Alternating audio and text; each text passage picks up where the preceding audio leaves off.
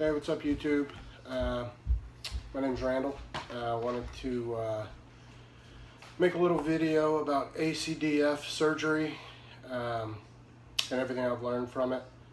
The reason I'm doing that is I had multi-level ACDF surgery on May 31st, and I pretty much lived through 2 years of putting the surgery off and ignoring the symptoms, blaming them on other things, until I got to the point I couldn't handle it anymore and had the surgery. But from the time I booked the surgery until I had it, videos like this were what got me through it. So I kind of feel like it's my duty to pass that along and pay it forward, and provide any more information that people that are in the shoes I used to be in are out there researching this topic, scared, not knowing what to think.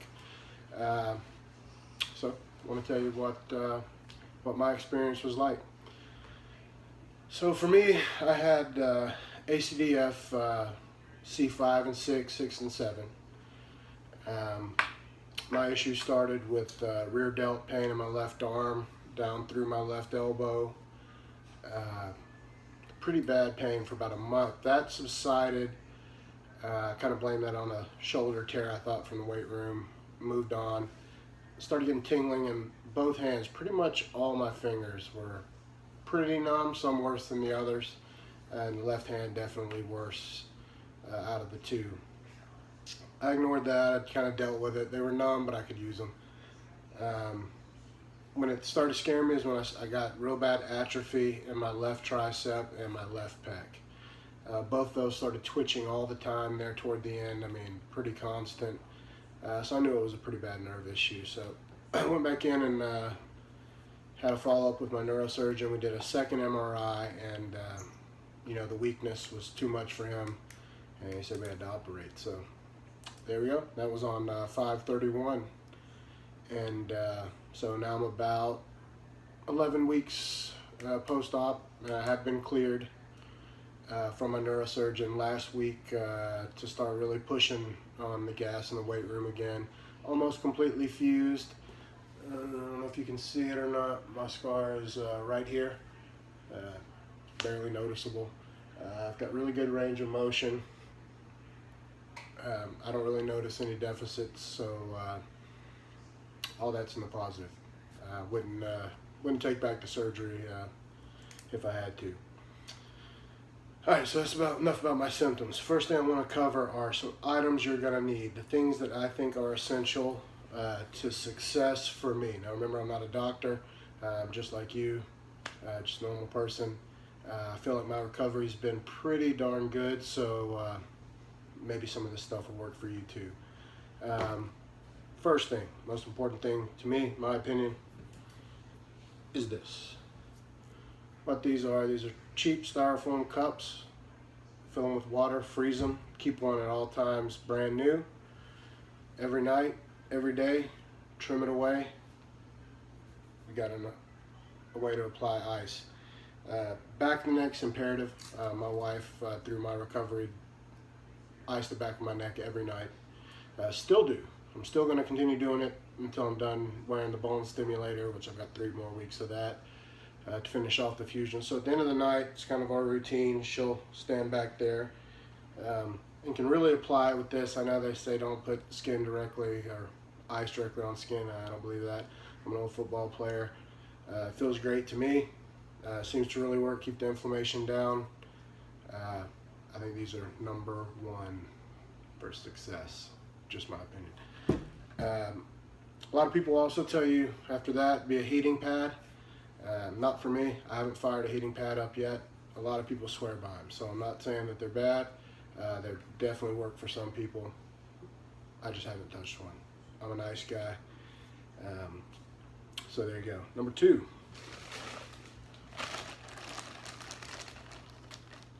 Bendy straws. Yeah, you don't really think about these. They're going to save your life. When you come back from surgery, you're not going to be kicking back drinks very well for a week or 2, if not more. And if you don't have those, you're gonna regret it. These things are a lifesaver. Have some, get some, have them for when you come home from surgery. After that, I don't know if you can read that. Protein powder. I don't like to give free advertisements for the brands, but that's just a good old whey protein. You're gonna need that. Keep yourself healthy. Keep your weight under control. Get good protein in your body. Help build muscles. Strengthen those in your neck. It's just good to have anyway. Have good protein in your diet. After that, you're gonna be looking at some kind of calcium supplement. This one's got the D3 minerals. It's 600 in the calcium. Taking these daily throughout my recovery. Still taking them. You know, I don't know if it's helping or not, but so far so good. B12 supplement. There's a lot of science out there that it'll help with the nerves after they've been decompressed. You know, I'm trying to get all the size back in that tricep that I can. It does fire now. It didn't fire after it kind of shut down, so I'm hoping as I continue to work out that some of that size will come back. Strength is getting a little bit better every day, so that's another item for you. After that, it's going to be these, your Otter Pops. I've eaten a million since my surgery, and I'll probably continue to eat them. They're a delicious treat, and great if you have a sore throat, which I'll get to in a minute, how that can really help with that. And then after that, got this bad boy. This is your the bone stimulator. Still wearing it 3 more weeks. Fire that up. I have to wear it 4 hours a day. Want to wear it in 1 hour increments at least. I love mine now. It's comfortable. I hated it at first. It takes time. I don't like having to do it every day, but once I'm in it, I'm comfortable. I've fallen asleep in it multiple times, and yeah, it's good support, and it does all of its magic down there, and supposedly helps get blood flow to the fusion, and helps it fuse faster, harder, better, all that good stuff. So they're very expensive. Insurance, of course, covered mine. I wouldn't have paid for it without that, but that's your bone stimulator. So other than that, the only other thing I could say is just a good, dense, good diet of, you know, whole foods and exercise and things like that. So that covers the items list that are imperative, what I found to be essential. All right, so what is the surgery like? I'm kind of going to run you through what the whole day was like. You know, arrived at the hospital, you get checked in, you got to get naked, get in your gown, look you over, make sure you don't have any sores, anything new, any you know, staph infections or anything showing up on your body. You know, check all the typical questions, have you eaten, all that. Neurosurgeon comes in, signs your neck. I guess that's his little stamp that he's looked at you and that he'll be the one operating on you. And then you go back about 30 minutes after that. You know, they come in, give you some of the I don't care juice to calm you down if you're anxious. You can't ask for that sooner if you're a high anxiety person. I've had multiple surgeries, and usually they're cool about that. If you're anxious right when you get checked in, you can say, look, I'm freaking out, and I'll make you stop freaking out. So they wheel you back there, you go through, you know, push you through the doors in the operating room. There's tons of people bustling around, doing all kind of jobs. They're all there for you. I remember they had music playing in mine, and you know, they're putting you up off the bed onto the table. The anesthesiologist will give you some sort of a clever one-liner, and then you're gone. You're asleep. You wake up in you know, the recovery or whatever they call it, and everything's kind of, you know, you're not really aware, but I can remember it coming to a little. Then they're wheeling you to your room. Next thing you know, you're kind of waking up, family's there, if anybody comes to be there with you, and now you're starting to realize you've made it through the surgery. Didn't have any pain for me. I just kind of realized I was hooked up to a bunch of tubes. I had the IV in one arm, had the pain pump in another arm, and I hated all that. I don't like to be attached to anything. So once I had my marbles, and I knew from everything I'd read to expect a sore throat, I didn't really have a sore throat. So I told the nurse, I was like, my throat's not really sore. Do I have to be attached to this pain pump? She said, well, if you can swallow pain meds, we'll take you off the pump. I said, well, bring it on. She gave me I think it was like a Vicodin. I swallowed it no problem, so she unplugged me, and we went with pills for the remainder of the night that I was there. So that got me off that. I was hungry immediately, ate. It was Chinese night at the hospital. Chinese food was terrible. Of course, at the hospital, so I had family. They brought me some like a Sonic milkshake and some stuff. I ate all that. Still starving. Had like 3 sandwiches over the night from the hospital, and chips, and pretty much everything they had. I was eating and getting down. So I didn't have the sore throat. Now, most people do, and that's just from them making the incision and pushing your stuff to the side so they can get to your vertebrae. A lot of people get real irritated there, and they wake up with a sore throat. I didn't have any sore throat, luckily. So that's not, I don't think, normal. Most people do have some discomfort, but yeah, lucky for me, it just wasn't a big issue. So food was never a real problem. So then they start kind of, they want you to rest throughout the night, get up, walk, all that, as much as you can. Next morning, they make you do a couple laps around the ward. If you can do that, walk up, down some stairs, they're pretty much going to let you go, or that's how mine went. I didn't have any collar. My neurosurgeon didn't use collars, doesn't really like them. I had the hard peak cage with donor bone put inside of it, and some of my bone spur shavings put in once they took the discs out. Put those peak cages in to both slots. Put a plate over it, 6 titanium screws, and so head was on there pretty tight. And my neurosurgeon comes from the belief of he wants your neck to stay strong, doesn't want the muscles to weaken from any kind of bracing or collar. That's not to say those are bad, I just don't know anything about them because I've never had one. A lot of people have been very successful with them. They like the security of the collar, and I get that. It's pretty scary just knowing that some screws and a plate are holding your head on. But for me, I didn't have it, never had a problem. Slept in my bed the first night on my side. That's because I'm a side sleeper. So a lot of people tell you you'll spend a lot of time in the recliner. I think it's good to have one. I didn't really spend a lot of time in it. I didn't have to. But I can see where they could be of a lot of value, especially people that have a lot of shoulder blade pain, and if they can't get comfortable in their bed, a recliner is a great idea to have to get comfortable and sleep. So that's a big possibility for you. So then I was gone. I was back home. Had a little bandage over my neck, nothing big. Internal sutures with sterile strips over it and some gauze. The sterile strips had fallen off my incision by day 4 completely, all of them, and the wound was closed. I would ice it with these, of course. When the wound was still open, they don't want it to get directly wet, so I'd put a rag over that and apply over the rag. And that really helped to loosen it up because it's going to be really tight there from the incision at first. So it's just more of my being a nice believer, but it seemed to help me. So, all right, so what you're going to run into issue-wise, if you've got a spouse, partner, boyfriend, girlfriend, whatever you got that's helping you, can't be afraid to ask them for help. You're going to need help with things if you want to be smart and you want to recover. You don't want to over-push your body. You got to be able to listen to your body.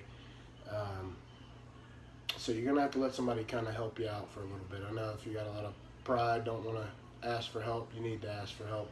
But you also got to be able to communicate. You got to remember that unless your spouse, partner, boyfriend, girlfriend has had this surgery before, they have no idea what it's like.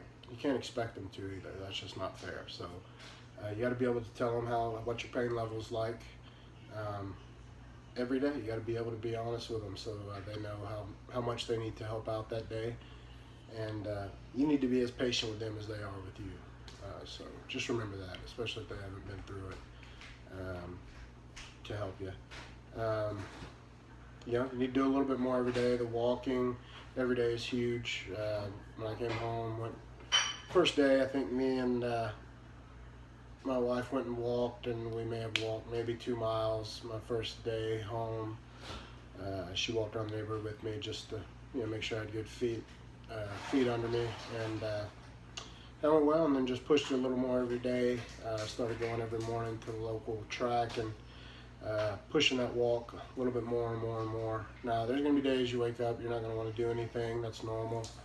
You're going to be really tired. Your body's healing, so you know, don't get too down on yourself if that's how you feel on a particular day. But I do think, yeah, you need to have a plan in place for your movement, your exercise, something to do every day that gets you up, running, moving, so you don't stiffen up.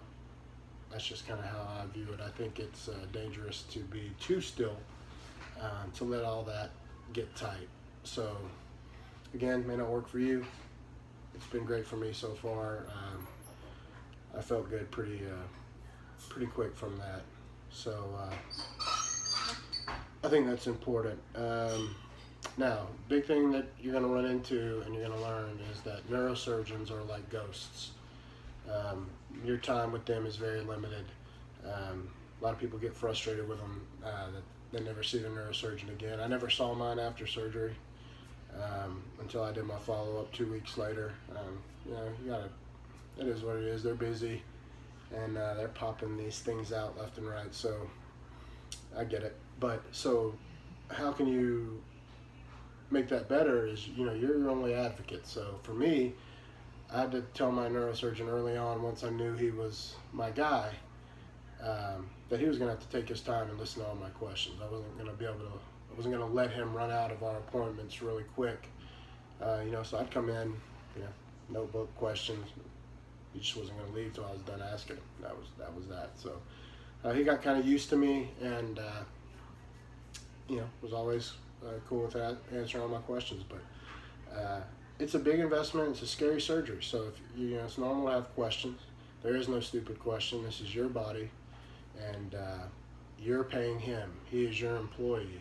You're the boss. So call the shots. Take up all of his time that you want, his or her time, and make sure you're your biggest advocate. So make sure you do that. Got to be positive. I think that's huge. It's easy to get down, worried when you're told you got to have this surgery. It can be depressing. You can be worried that you're damaged. Are you ever going to be better? You know, that all those things are valid questions. And so what can you control? You know, biggest thing you can control is your attitude. And so I choose to be positive about it, look at it as an opportunity to test yourself and come back a better version of yourself. You know, the 2 years before my surgery were, you know, they were fine. I mean, I was good, but I had a lot of pain that I pushed to the side and blamed on other things, and a lot of numbness. You know, that was the coolest thing when I woke up from surgery. My fingers that were all numb for so long, they weren't numb anymore. You know, I had a little bit in the tip of my finger when I woke up, but that's it.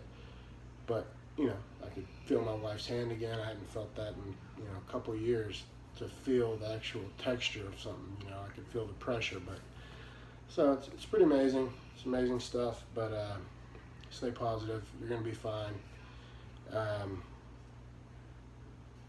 And another point, there's going to be symptoms post-op that come and go. Scary, I know.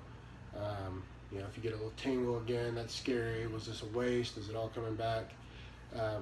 Anything I've had has come and gone, just, you know, no problem. They all seem to be normal, kind of intermittent. You know, those nerves were compressed for, you know, God knows how long. And then when they're decompressed during the surgery, they're kind of messed with. So they can be inflamed or trying to, you know, come back to life. And so they're going to act wacky. So if you get some things that are out of the ordinary, you know, give them a couple days, see if they subside. But, you know, feel free to contact your doctor if you feel like anything is really out of the ordinary and doesn't subside pretty quickly. Physical therapy, I didn't have any. My doctor kept telling me I didn't need any. I'm pretty avid in the weight room. I was working out.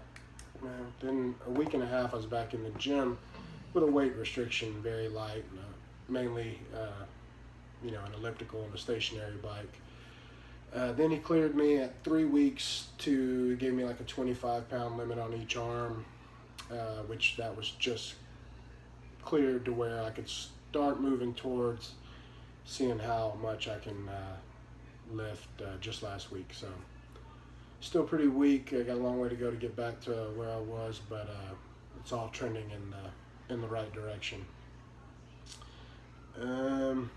Are you going to need further surgeries down the road on the levels above and below your fusion? That's the million-dollar question. You'll see. It's up in the air. Some people do, some people don't.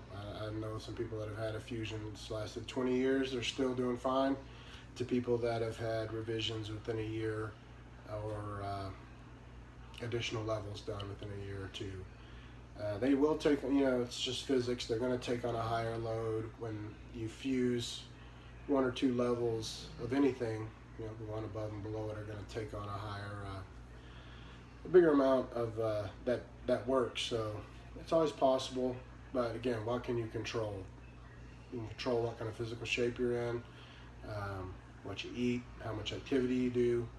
Just do all you can to keep yourself as healthy as possible to eliminate as many of those factors as you can.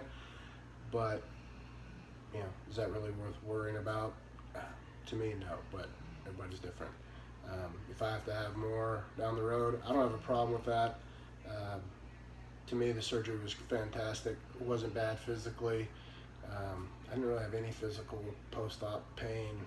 You get a little tightness in your shoulder blades during the first week of recovery, but really it's unbelievably a pain-free surgery for me. You don't have a lot of blood loss from here. It's just amazing. So I would do it again in a heartbeat. So hopefully this video will give you some rest. But there's a lot of things that may or may not be a little different with yours. But at the core, there's a couple things you can do, I think, that will also give you the biggest chance of being successful. I'm a member of a group on Facebook that's for ACDF folks. And let me get the name of it because I don't want to tear this up. It's Cervical Disc Surgery, ACDF, A New Life, Share Your Story, USA. That group been huge for me. People that have had the surgery are able to chime in and answer your questions. Everybody's so nice. I joined a few weeks before my surgery. Nobody makes you feel bad for asking your questions, even though they're asked all the time. New post-op people come in all the time, so you're not alone. And you meet people that are having surgery right around your time, and I recommend getting one of those people to be your surgery buddy. Basically, that's anybody in the group that's having surgery around the time you are, and you can kind of keep tabs on each other, check in with each other, keep each other accountable to getting moving and getting better. And check in with somebody. It's just somebody that knows exactly what you've been through at the same time, pretty much. And I think that's invaluable to have. It's always good to have somebody else to bounce frustrations, victories, losses. All those are going to happen. It's good to have somebody to bounce that off of that can understand, and you can always find those in that group. People post all the time, just say, hey, I'm looking for a surgery buddy. My surgery's on May 31st. Anybody around then, boom, you're set up. I had one. We still are in contact and check in on each other. So I think that's about it. Oh yeah, one other thing I had a group member remind me of. If you do have a collar, don't leave the hospital until you're comfortable with sizing that thing and adjusting the heights of it. Make sure that's right, and that you know all the ins and outs of operating that bad boy before you leave. Other than that, I think that pretty much covers my experience. So I hope this video helps. If you have any questions, feel free to reach out to me anytime. You can email me questions. My email is rfowler1212@gmail.com. I'd be glad to answer any questions I can for you. And hopefully you're doing well. If you're having the surgery, I think you can relax. It's going to be okay. Not bad at all. And you're going to pull through just fine. So stay positive and good luck. Here's to you.